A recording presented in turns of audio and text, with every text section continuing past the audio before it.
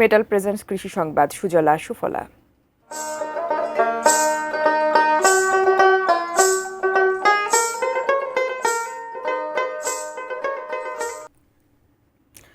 পঞ্চগড়ের আবহাওয়া অনুকূলে থাকায় এবারও মরিচের বাম্পার ফলন হয়েছে।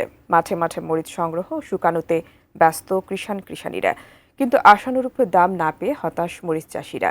কৃষি বিভাগ জানায়, মরিচ সংরক্ষণের পরামর্শ দিয়ে চাষিদের ক্ষতি পুষিয়ে নিতে সহযোগিতা করছেন তারা।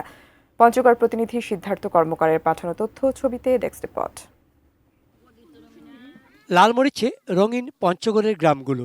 ক্ষেত থেকে পাকা মরিচ তুলে রোদে শুকাতে ব্যস্ত চাষিরা।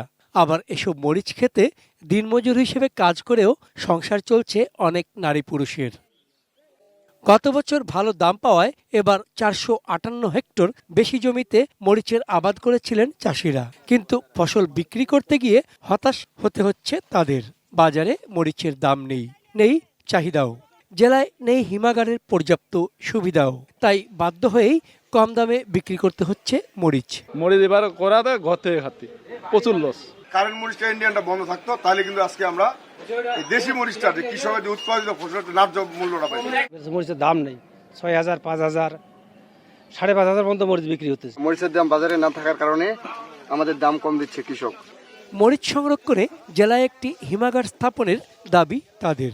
আর কৃষকদের দাবির যৌক্তিকতা স্বীকার করে জেলা কৃষি বিভাগ জানায়, সঠিক উপায়ে সংরক্ষণ সহ ক্ষতি পুষিয়ে উঠতে সব ধরনের সহযোগিতা দিচ্ছেন তারা। সংরক্ষণের জন্য যদি কোনো কিছু সরকারিভাবে বা ব্যবস্থা থাকে, তাহলে কৃষকরা আরও বেশ উৎসাহিত হবে। আমরা যারা আছি কৃষকদেরকে রোগ পোকামাকড় থেকে শুরু সব কিছুতেই আমরা পরামর্শ দিয়ে যাচ্ছি। চন্দন পাল, ডেস্ক রিপোর্ট, এটিএন নিউজ।